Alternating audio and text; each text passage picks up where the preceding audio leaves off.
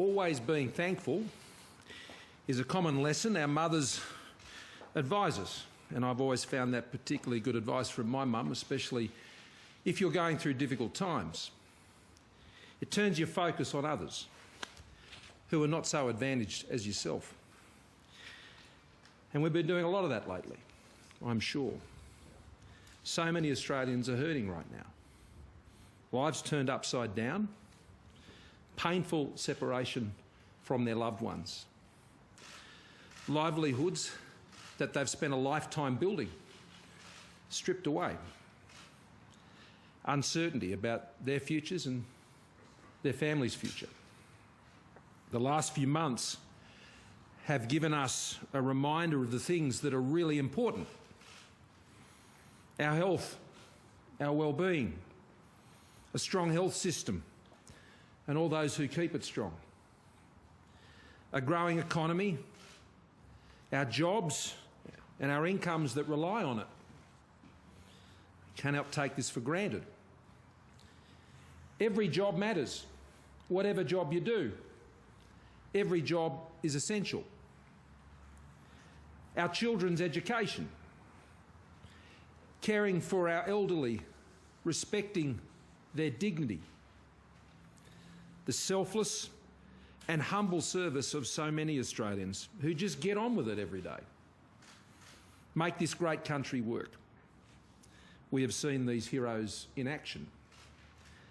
Above all, the importance of each other, that every Australian matters, every life, every job, every future.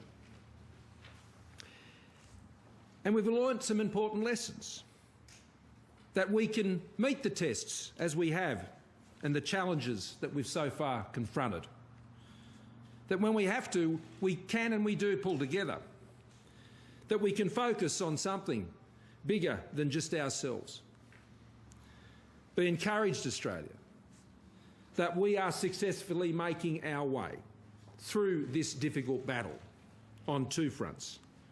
And we're certainly doing it better than many and most around the world today. Firstly, we've been fighting the virus and we are winning.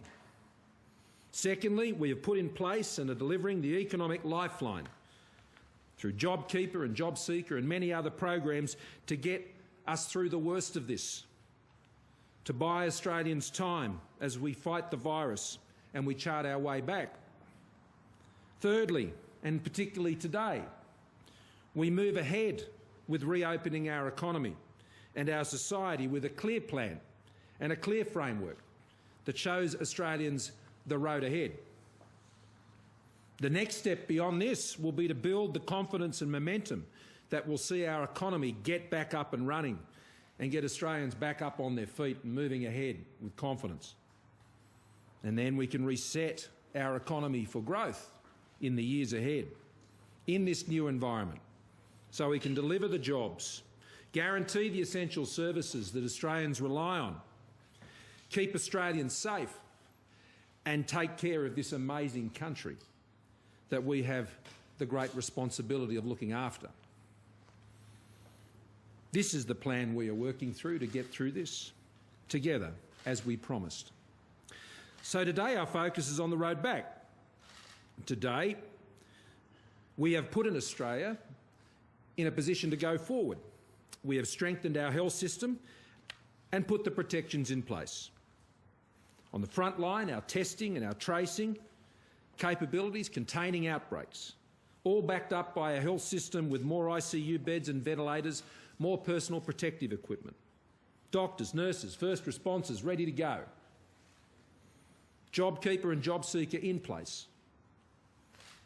So with that work being done, today National Cabinet agreed a three-step plan and a national framework to achieve a COVID-safe economy and society.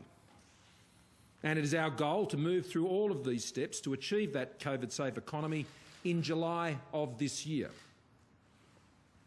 In this plan, we walk before we run. We know we need to be careful to preserve our gains, but we also know that if we wish to reclaim the ground that we have lost, we cannot be too timid. There will be risks, there will be challenges, there will be outbreaks, there will be more cases, there will be setbacks. Not everything will go to plan. There will be inconsistencies. States will and must move at their own pace and will cut and paste out of this plan to suit their local circumstances. There will undoubtedly be some human error. No one is perfect. Everyone is doing their best. To think or expect otherwise, I think, would be very unrealistic. This is a complex and very uncertain environment. But we cannot allow our fear of going backwards from stopping us from going forwards. The Chief Medical Officer, Professor Murphy, will go into the plan in more detail. This is the plan for a COVID-safe Australia. 3 steps, moved out at the pace of states and territories, that will get us back where we need to be as quickly as we can. A plan that, according to Treasury, can see some 850,000 jobs restored in the months ahead. Step 1 will enable greater connection with friends and family, allowing gatherings of up to 10 people and 5 guests in your own home. Working from home if it works for you and your employer. That's a difference in emphasis, as I'm sure you've picked up. It will see children back in classrooms and in playgrounds in their communities. Golfers back on the green. Lap swimmers back in the pool. Boot camps back in the parks. Retail and small cafes and restaurants reopening. Intrastate recreational travel starting again. It will see easing of restrictions for funerals with up to 30 attendees outdoors and 10 at weddings. Step 2 will allow larger size gatherings of up to 20 people, including for venues such as cinemas and galleries, more retail openings on sector-based COVID-safe plans, organised community sport, and beauty parlours, and you'll be pleased to know bar classes open once again. Step 3, allowing gatherings of up to 100 people. This will become clearer as we move through the first 2 steps. So there will be more work to do on step 3. But most workers by then will be back in the workplace. Interstate travel will likely resume. Pubs and clubs with some restrictions will be open, and also possibly gaming venues. As I said, step 3, but also step 2, will get greater definition as we move through the success of step 1. And as I said, it is our aspiration, as agreed amongst premiers and chief ministers and myself, that in July we will have moved through these 3 steps across the country. The pace, though, will totally be up to the states and territories. They will be responsible for setting their own timetable and communicating that to their citizens and residents in their own states and territories. Premiers and chief ministers have asked me to stress that there should be no expectation of step 1 starting on day 1, unless they are indeed already there. Moving on these steps will take some preparation. It is also important to note that movement from one step to the next will depend on 3 criteria that we have always outlined, and indeed has enabled us to move today a week earlier than we had planned. Those criteria, again, that the medical evidence suggests that further easing would not present an undue risk, that widespread testing is adequately identifying community transmission, and thirdly, public health actions are able to trace cases and trap local outbreaks. Testing, tracing, trapping, as they were saying in the Northern Territory recently. Downloading the COVID Safe app, which is now over 5.3 million, is the best way you can help us do this job, to keep you and your families safe. And I'd say that especially now, because for some time now, Australians have been kept at home. And they know who they've been seeing each and every day now for some time. But that's going to change in the weeks ahead. You will be seeing more people. You will be connecting with more people. And so the COVID Safe app will be even more important to protect you and your family and your safety, and for those in your community, those you work with, those you come in contact with. So I would encourage you to continue to download the COVID Safe app. For industry and businesses, it's all about getting your COVID Safe plans in place for your workplaces and your premises. And Safe Work Australia has been doing some excellent work there, and I referred to that earlier this week with Nev Power and the Minister for Industrial Relations, Christian Porter. So, that's the plan for taking us forward. We'll be reviewing progress of our plan every 3 weeks and making any changes as we need to. I again want to thank all the Premiers and Chief Ministers for the spirit in which they've engaged in this process over the last several months. I also want to thank our expert medical and economic advisors and, of course, Professor Murphy, who is here with us today, as always, and to you, Brendan, and to all of your team. Thank you for the excellent work that you have all done. I also want to thank my own team, from our own government, the Deputy Prime Minister, Michael McCormack, the Treasurer, Josh Frydenberg, and the Minister for Health, of course, Greg Hunt, and all of my colleagues for getting us to where we are today. But we've still got a long way to go. We've got a plan to get there, done the work to get there. Australians have done the work to get where we are, and I want to thank them most of all for enabling us to get to this point.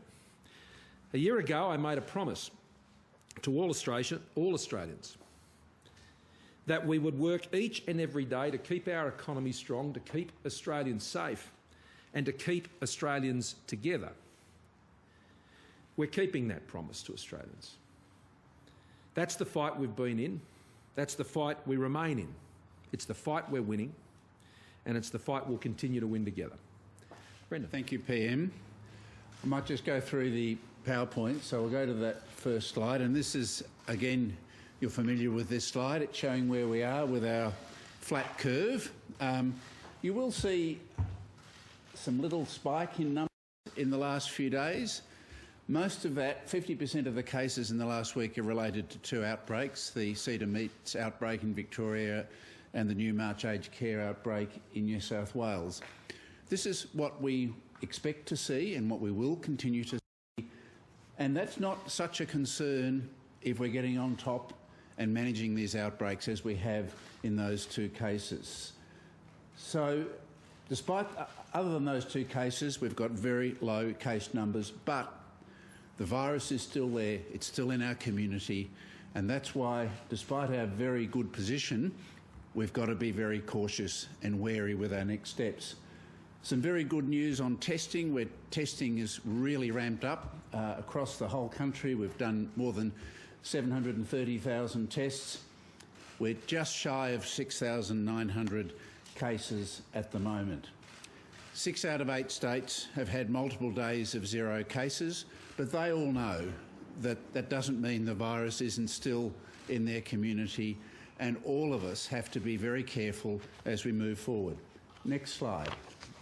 This just demonstrates some of the measures we've taken over the period of this outbreak. You can see the progressive impact of the border measures and the various social distancing measures that we put in place, and how they have brought the curve and case numbers down. And now it's time to look at those measures. We're not looking at the border measures.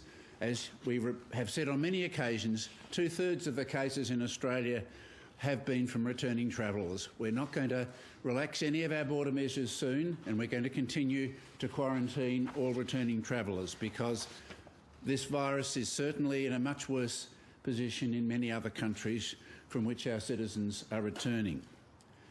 I'll go to the next slide, thanks. So this is, as the Prime Minister outlined, our 3-step process. Step 1 is cautious. It's gentle. It's not doing too much at once, because we are in uncharted territories. There are not many countries in the world like Australia that is in a position to start gently relaxing measures with such low case numbers, and we don't want to lose the control we've got. We want to make sure that outbreaks that occur are managed and controlled. We also want to make sure that before we do anything, every Australian follows these measures. Everyone continues to practice that physical distancing all the time. Everyone maintains good hand hygiene, respiratory hygiene. everybody stays home when they're unwell. No matter how mild your cold or your cough, stay home when you're unwell, and please get a COVID test. That's the best way we will find these hidden cases of the virus in our community, is if every single person who has any respiratory symptoms gets a COVID test and stays home. No more heroics of coming to work with a cough and a cold and a sore throat. That's off the agenda for every Australian for the foreseeable future. Please. The COVID-safe plans for the workplaces are really important, as the Prime Minister said. Clearly also there's the health response. Prime Minister's already alluded to that, testing, tracking and responding to outbreaks. So in step one, it's essentially getting people in groups of 10 together, outdoors particularly, working at home if it's going all right for you and your employer. Allowing 10 people in a one person per 4 square metre distance in small cafes and restaurants. We know that that will mean many cafes and restaurants won't be able to open, but many that are doing takeaway may well want to put up enough distant tables to start just gently serving 10 people at a time. Some libraries and community centres, again with only small numbers of people. In step two, we're looking at larger gatherings of around 20. Potentially in some states they may look in some venues at really good COVID-safe plans to go more than that. Opening a range of other things such as gyms, indoor fitness, beauty therapy, cinemas, galleries and the like. Some interstate travel we think might reoccur in that stage.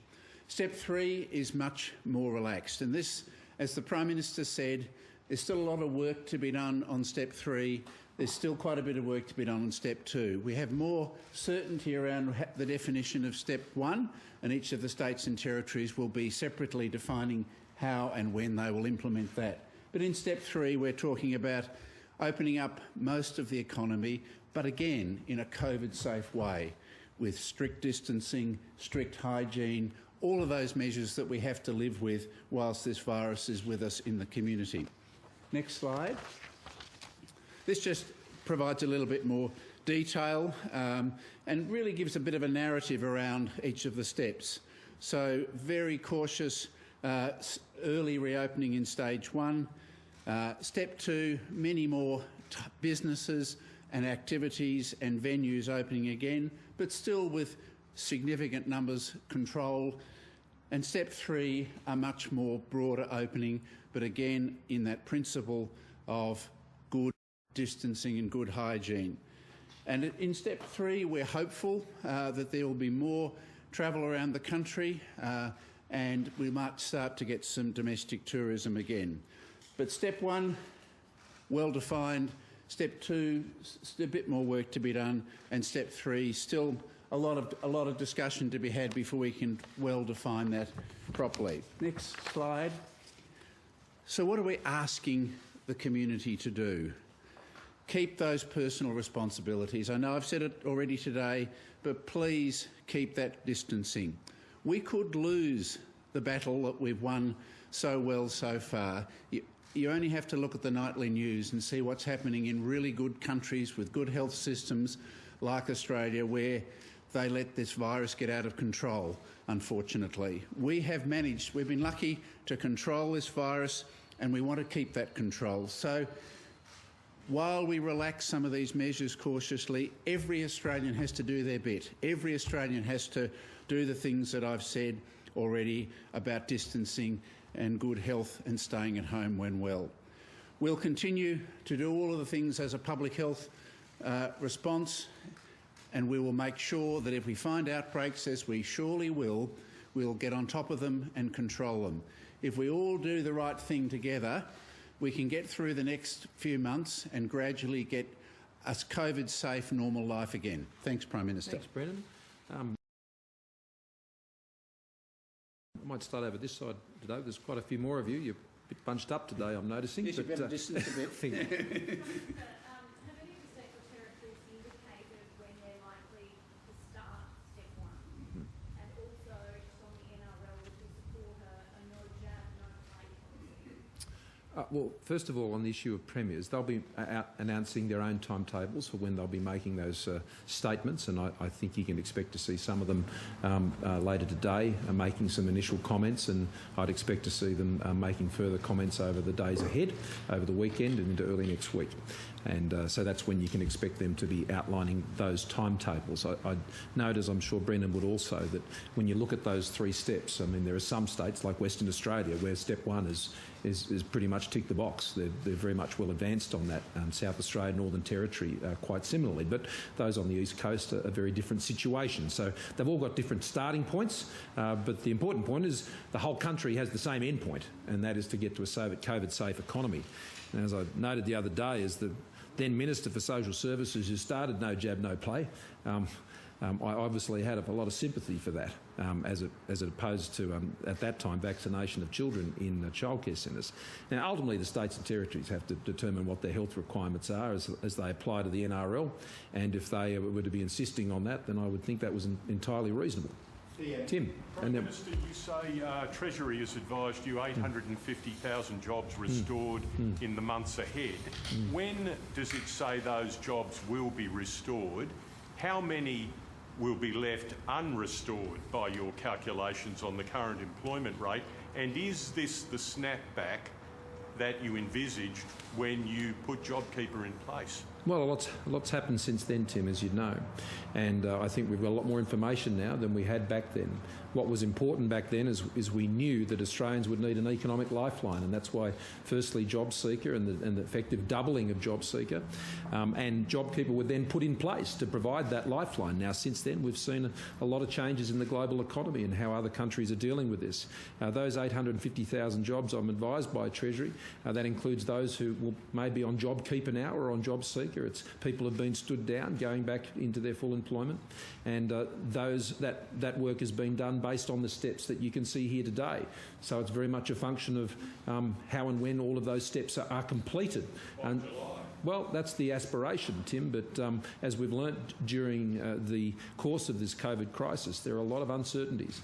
And so that is what we understand to be the value of doing this.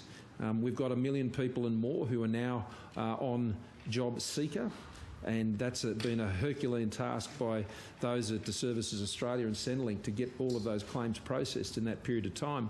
And I want to see everyone get back into work, Tim, and that's why the plan that I set out, not just in relation to the opening up of our economy, but ultimately the reset that we'll need to do on a policy level. That is what's going to drive the jobs and make them sustainable in the future. That's what's going to guarantee the essentials on hospital and education funding and disability care and aged care. That all requires a strong economy, and that's why those subsequent policy measures, building on a lot of the reforms we've already put in place before we came into the COVID crisis, that's what's going to drive that jobs growth into the future. But as I said out at the beginning, Australia has had a record run on economic growth, and I'd always said, both as a Treasurer and as a Prime Minister, that we can never take that for granted. Any number of things can disrupt that, and we've seen that happen. And so we can never be complacent about the things we need to do to grow our economy and generate jobs. David. Cool. So I'm not actually sure if you said that in the press conference, but it's been reported that you want to have businesses, 80% of businesses fully operational by that July cutoff. Is that the case? I don't know what you're referring to. Okay. Well, what percentage? No, I haven't given such a statement. Okay. What percentage, or do you know what percentage at the moment of businesses are closed or running at half capacity or anything like that? Just so we know kind of what we're going from. And I don't have an estimate of that in front of me. All what we have seen is the reductions in employment. That's known. What we have seen is the reduction in the incomes people are taking home. And we've been able to get through Treasury some early runs on some of that data, and the Treasury can speak more to that. But whichever way you look at this, the economic impact has been very harsh. Today, the Reserve Bank have set out their various scenarios, and they've got an average scenario there. I'm pleased that average scenario is a little better than the one they were talking about not that long ago. And I suppose that goes to Tim's point. Things change. And look, I'm hopeful that we can put this plan in place. And that's why what follows this plan is building the confidence. We've got to get Australians to get their confidence back, and they have every reason to get their confidence back because there are very few countries in the world that can stand here today and outline a plan like this because of where we've got ourselves to. There are a few, and I've been having discussions with some of them very recently, but we're a small group at the moment, and I hope that group gets a lot larger. Sam, did you have one before I wanted to move around? You'll defer to the press gallery president. Thank you. Well, PM, two questions if I may. The first on Cedar Meats, which is the big breakout concern here. Do you have any concerns about the way that's being managed, and does it actually make the case for a slower easing in Victoria? And the second question is about those state border controls. Business complains about those, they restrict business. Do you think that those state border controls have to be eased in the first step here, urgently? Well, let me say, firstly, on Cedar Meats, we're going to have outbreaks. They are going to occur. Where people have the COVID Safe app, it helps our health officials actually deal with the outbreaks, and that would have sped things up had all of that been fully operational, and they would have all been in place. Now, I can tell you that that will have occurred by the end of today, and the code is also being released later today, I'm advised, on the COVID Safe app. I commend Premier Andrews for the way that he has sought to address this issue. These outbreaks are difficult, but you've got to move quickly and use the tools you've got available to you. Outbreaks are not a reason to slow things down. Outbreaks are going to happen. All premiers and chief ministers understand that. And so it's how you respond to them. And I think in this case, I mean, not all information is perfect when you go into them. How long they've been going on, not always clear. That's why I think some of these automated tools are very helpful to the premiers and the health ministers in those jurisdictions. So each one of these is going to be tough, but it's not a reason to slow things down. It's a reason to ensure you've got the COVID Safe app download, that you've got workplace practices, COVID Safe premise practices, workplace practices, which is what is sitting at the foundation of the plan we've set out today. Brendan, did you want anything on that? Yeah, so this virus, as we know, is incredibly infectious. We've seen from one wedding 35 people infected in one. So it's not surprising that when you get an outbreak in a workplace such as this, it will spread significantly. The important thing is not the size of the outbreak, the important thing is the response. And the response is testing everybody, every contact, locking the place down, closing it down, quarantining and isolating. All of those things have been done, and I'm very confident that that outbreak is under control. All along the stimulus will be scalable. You're now opening the economy a lot faster than people thought. Is all of that stimulus locked in? JobKeeper, the end date's obviously in the legislation, but is there any stimulus that you might need to wind back? Well, there's another payment that will be made in July, which is a repeat of the $750 payment that was made just a few weeks ago. And that's factored in as a next phase of stimulus which is going through to beneficiaries. The JobKeeper and the JobSeeker program, as you note, have a legislative life, which was set out over a 6-month time frame. And you're right, Sam, I said it was scalable. And what our objective is to ensure that we grow the economy and we get people back into jobs, and we make sure that people are being supported by the economy, not the taxpayer, as quickly as possible. There was a review built into JobKeeper to be done before the end of June, and the Treasury will be doing that, and they've been doing a lot of work on that just over the last week or so. So, look, we'll take that one step at a time, but I need to stress again that that was a temporary lifeline put in place to help Australians through the worst of this crisis. It comes at a very significant cost, not just to current but future generations as well. And it'll be there to get us to meet that objective, but it is not envisaged, never was, to be a longer-term arrangement. Yeah, Michelle? The economy obviously won't be completely opened up until you're able to open the borders. Is it a fair assumption, leaving aside New Zealand, that the borders will not be open before next year? And when you do, are you attracted to a staged process? For example, I noticed Nev Power said the other day there'd be maybe a good idea to have charter flights of overseas students. You're all attracted to that sort of approach? A couple of things, and I'll pick up David's question as well, which I didn't answer the second part of that. On the internal interstate travel and the border issues that are there, they have never been part of the national baselines. That has never been a recommendation. And they have been decisions that have been taken unilaterally by those states. I'm not making judgments about them one way or the other, and they'll decide those. I did see data, though, that the Treasurer shared with me, I think he shared with you the other day, which showed that the freight travel, which is being done by road and other forms, was actually holding up despite those border restrictions. And that was welcome. Of course, the recreational transport and those sorts of things has come down significantly, and that includes air freight. But the road freight and the land-based freight transport, goods are getting through. Goods are moving around the country, and I understand there's a whole bunch of kegs on their way to Darwin as we speak, running up the highway. Much eagerly anticipated, I'm sure, there for next week sometime. So that is occurring. In relation to the borders, international borders, we've spoken about New Zealand, as you've already noted. Issues of international students, you'll note that it does come into the third step of the plan, and that is a possibility. And how you would work that through, well, that'd have to be carefully tested. So we are open to that, and we would be working with institutions to see how that could be achieved. But it has to be done according to those strict quarantine restrictions and how that's done and how those costs are met. And so there's a lot of steps to work through. But, I mean, we're open to everything pretty much to get the Australian economy back and firing again as much as possible. We've just got to step through it carefully. Yeah, Vladimir? So the numbers of people under each step, so 10 and 20 and 100, does that include parents and children? So, or could you have 10 adults and 10 children in one gathering under step 1?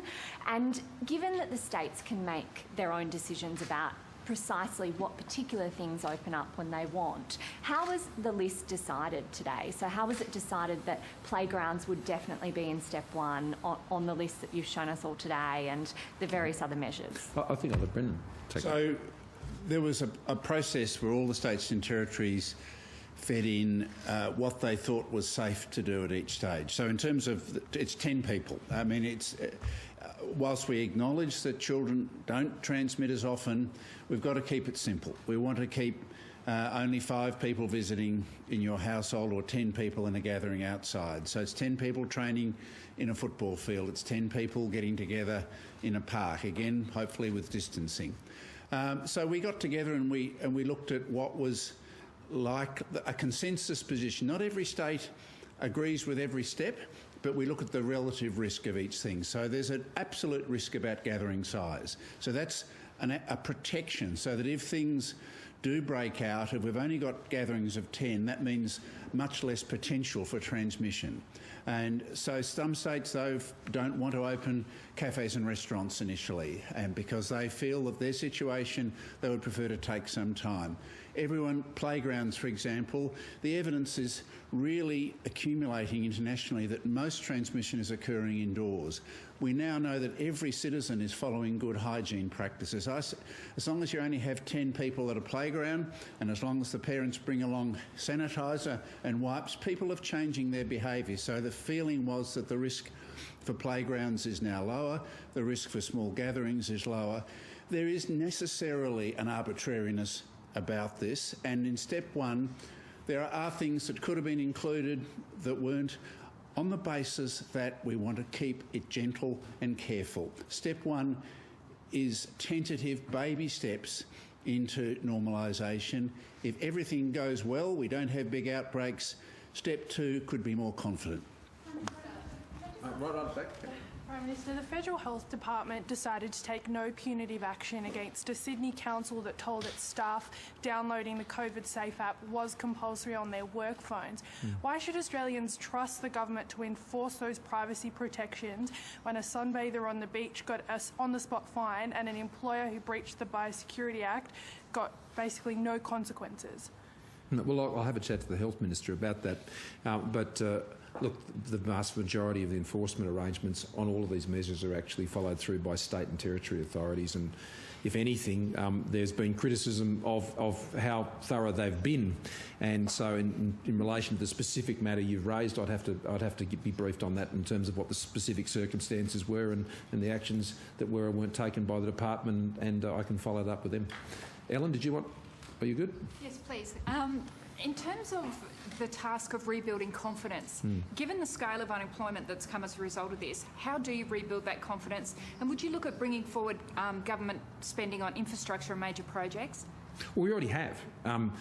That's something we're already doing. That's part of the plan now. And whether it's in Victoria or New South Wales, Western Australia or anywhere else, we've already got a very large infrastructure program. We went through the process of bringing many of those projects forwards at the last quarter of 2019. And as I reported previously, we're making pretty good progress on that. And now that we've been able to get through these issues in reopening the economy, which I think is one of the key issues for confidence. I mean, the reason you've got 3 steps here, we could have released just 1 step today, given that steps 2 and 3 still have more definition to go into them. But it's important that the gyms know their next cab off the rank. It's important that people know that pubs and clubs are in step 3. They need to know that because they need to prepare for it, and they need to know where we're going to go next and where the states and territories are going to follow. And that's why the states and territories' timetables are also so important. That's what builds confidence.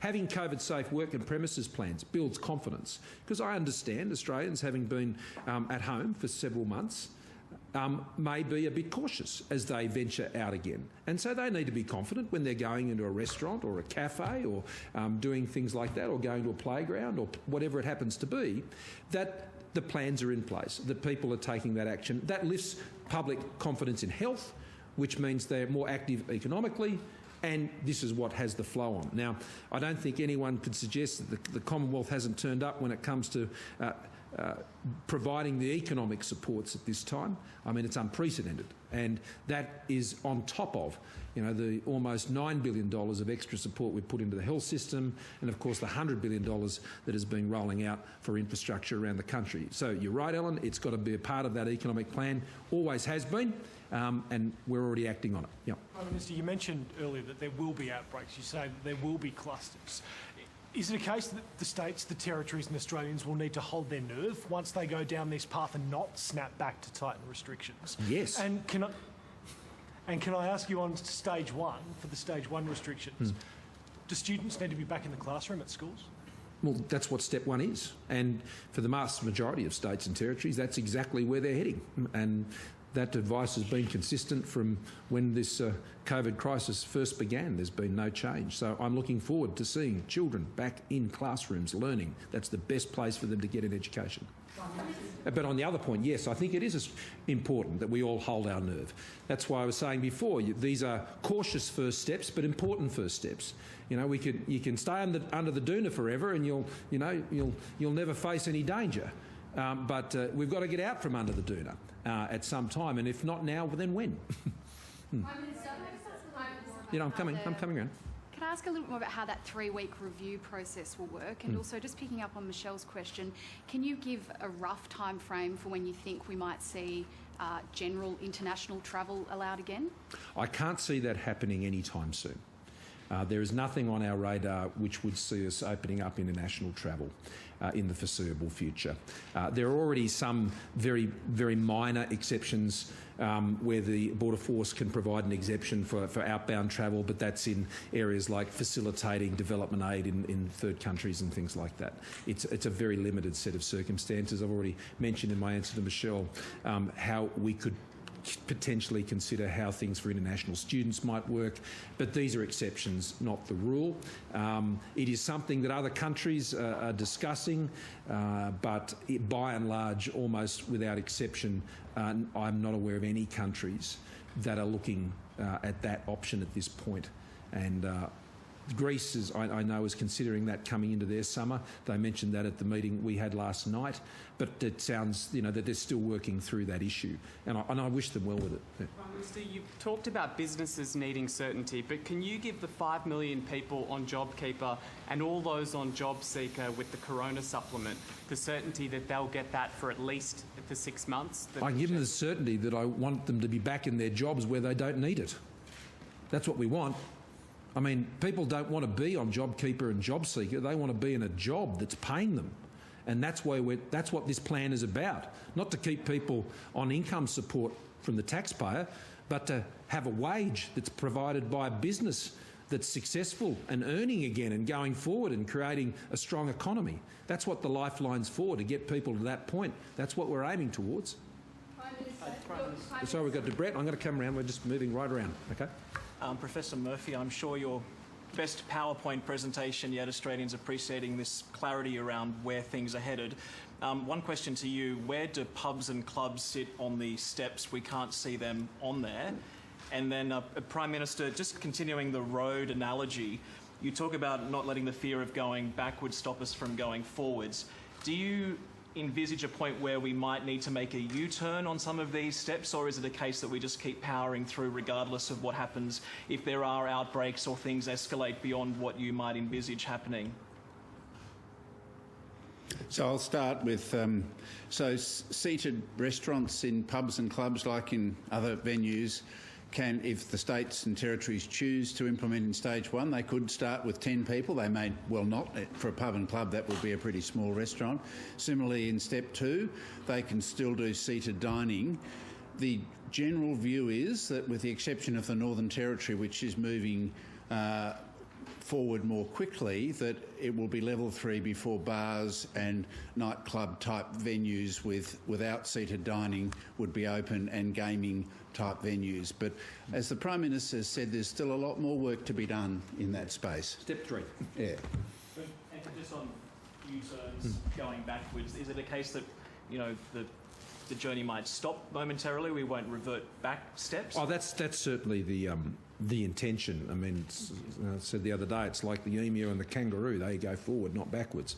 And that's how this has to work. Premiers and Chief Ministers are very keen to ensure that you continue to move forward. And but look, our level of confidence is building on this, and that's what I think this first step also enables us to carefully look at how that step is going.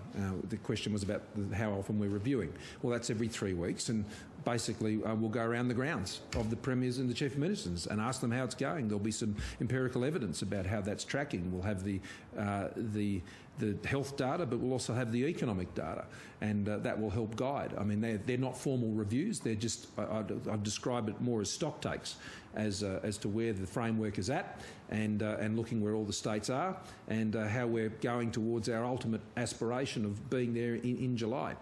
Okay, Kath. Prime Minister, you must have, you say outbreaks aren't a reason to slow things down, and all the momentum is forward, and the Premiers are on board with that. But it's just a point of common sense that at a certain point of outbreak, I mean, God forbid, but let's say we get some really substantial outbreaks following the restrictions. You're not actually saying, are you, that we will just continue to power forward? I'm saying we'll act on the health advice, Catherine. That's what we'll always do. And all of these steps, the key requirement as you move from one to the next is it's subject to the health advice. We've always acted on the basis of the expert advice, and if the expert health advice that, God forbid, we're in a situation like you outline, then we would have to take the health advice in those circumstances. But this is why we're so keen to stress, and I mean, I don't know if we can go back to that second last slide about what Australians can do. That scenario you talk about is so much less likely if the COVID Safe app is downloaded, if people are following the distancing practices and the hand hygiene, and if workplaces and premises have effective COVID Safe plans for those operations. That's what protects you. It's not about whether there are cases, as Brendan has said. It's about the response, and if the response is effective, well, then we don't find ourselves in the situation you're talking about. But in those circumstances, the health advice, you can be assured, would play heavily in the decisions of Premiers. Is there actually a threshold? Because there are thresholds. No, it's based on the case. It's case specific. It's case specific at the time. Prime Minister, on community sport last week you raised expectations that we could see a return to the soccer pitch for kids. It's not on that step. What step does community sport fall into? And how soon do you think we could see kids back playing sport? Well, that's up to the states and territories. They'll have to outline their plans. But what you can see, I think, now under step one, should the states move on that in their jurisdictions, that training would be able to occur for those types of sports. That can be happening under step one, and in many places that would already be happening. Step two involves community sport. That's right, isn't it, Brendan? Yeah, so step two has sport in groups of 20, and again, more work will be done that may well be possible for some competition to occur then, but full level C of the AAS framework will be in step three. Step two is still being worked through, but in step one, people can train in groups of 10 according to the AAS level B, and we want that to happen. And it involves, and it doesn't have to be organised sport, but step one, with 10 people in a park having a kick of a ball around with soccer on a Sunday afternoon, that's what step one envisages. Correct. Yep, Phil? In the economic forecasts the Treasury's put on the step 1, 2, 3, the job creation, does that supersede the estimates put out a couple of hours ago by the RBA? They're still forecasting unemployment at 9% at Christmas, 8.5% next June. So are these figures subsequent to what the RBA is saying? And if that's the case, could this take the edge off the economic forecast the RBA's just released? Could they not? Well, they weren't done as part of the same exercise. I mean, the RBA and Treasury are different organisations, as you know. So they've been prepared independently of what RBA has been doing. There's a lot of dialogue that goes on between the RBA and Treasury. But the RBA has set out 3 scenarios there. They've got a median case. There's a median case scenario, but all I know is the more we open up, the more people go back into jobs, and the better everyone else will be, and the numbers will then tell the story, whatever those numbers happen to be. At the moment, I don't like what those numbers are at all. As all the premiers, affirmed again today, success is not being able to stand up every day and say there's 3 cases or 12 cases or 18 cases. Not when you've got 1 million people out of work. That's not success. And so they're the estimates Treasury have done, and this plan takes us a long way back, but not all the way back.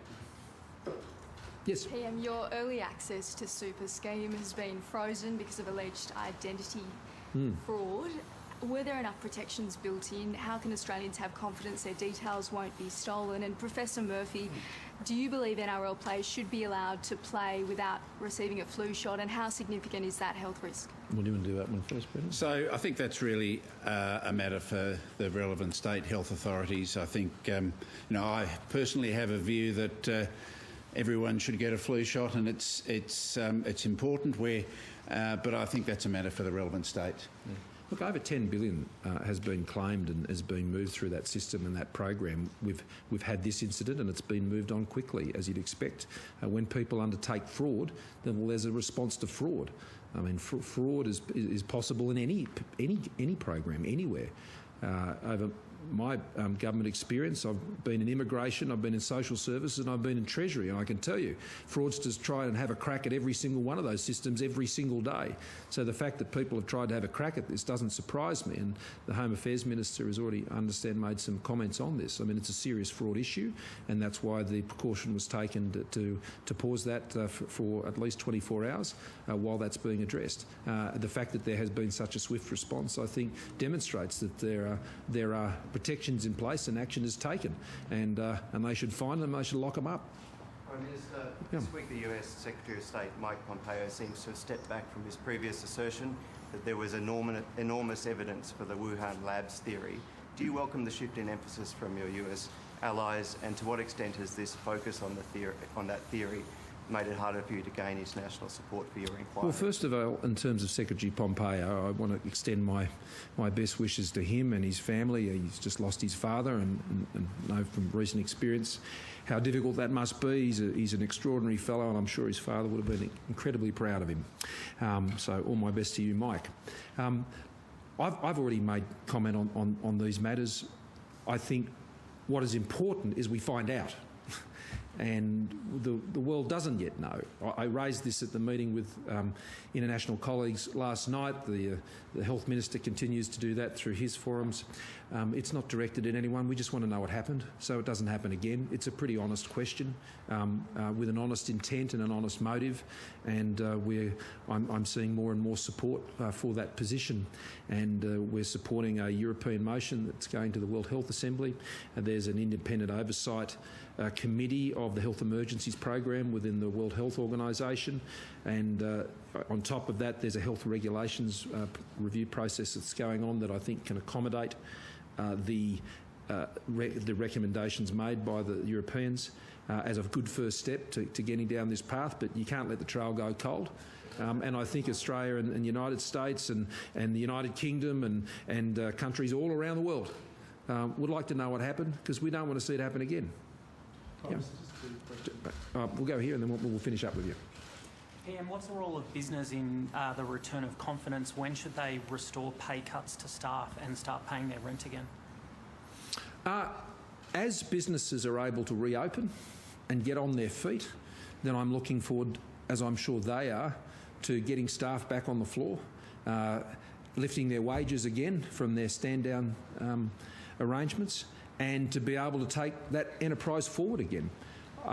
One of the things I'm very hopeful of is that because of the supports we put in place, the arrangements that the states and territories supported under the Commercial Tenancies Code, was it basically allowed businesses to go through this incredibly difficult time with the loss of trade and not have the businesses collapse. Now, there will be some, sadly, who will have collapsed.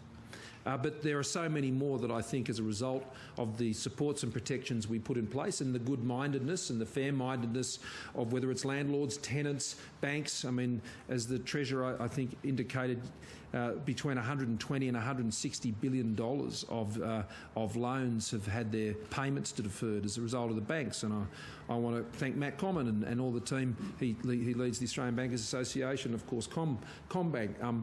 They've engaged. I mean, I've given them a bit of a hard time from here and now, including from this podium not that long ago, but they responded well to it, and I thank them for doing that.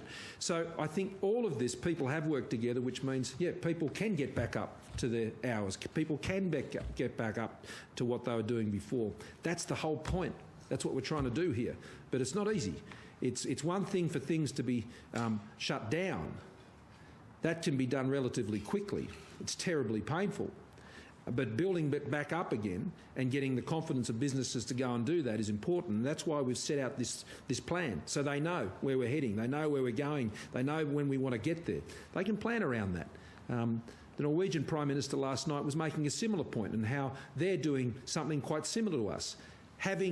Knowing who's next and what's going to happen next, even if they won't know the precise timing of it, they can prepare for it. And I've got to say, the COVID-safe workplace and premises plans, training your staff and those things, very important. Very important, because when people come into your shop, they'll want to know that it's COVID-safe and that you've got that sorted. And I have no doubt businesses will be turning their minds to that. One for you and one for Professor Murphy. Professor Murphy, after all this is over, are we going to see a change in that attitude of powering through your cold at work and employers requiring a sick certificate as well?